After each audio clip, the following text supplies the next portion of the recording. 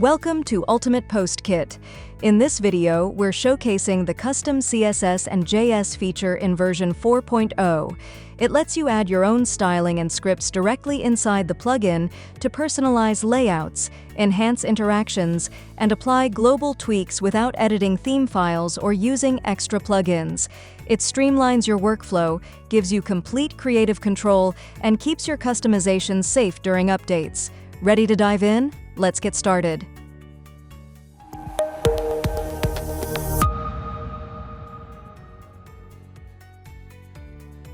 To get started, open your Ultimate Post Kit dashboard and look for the Extra Options tab. This area includes advanced customization options, including a feature called Custom CSS and JS, which gives you complete control over how your sliders and overall site behave. Inside the Custom CSS and JS panel, you'll find dedicated spaces that let you insert code in the header, in the footer, and even choose where that code should or shouldn't appear.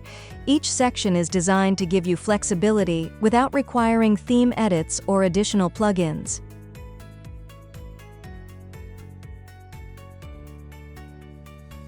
The first area you'll encounter is the Header Code Injection panel. This space allows you to add custom styling or scripts directly into the head section of your site. Because the head loads early, anything you place here is ideal for global design adjustments or scripts that need to initialize as the page loads. You'll see two input fields, one for CSS and one for JavaScript. Any code added here will automatically apply across your entire site, making it an effective way to introduce consistent styling or essential scripts. For example, if you want to adjust the overall look of your site by changing the background color, you can type your CSS code into the CSS input box, then save your changes. Once you refresh your web page, the new background color will appear immediately. This approach allows you to make design updates quickly while keeping your theme files completely untouched. It's a clean, simple, and dependable way to control how your site looks and feels. As you scroll down, you'll find the Footer Code Injection area.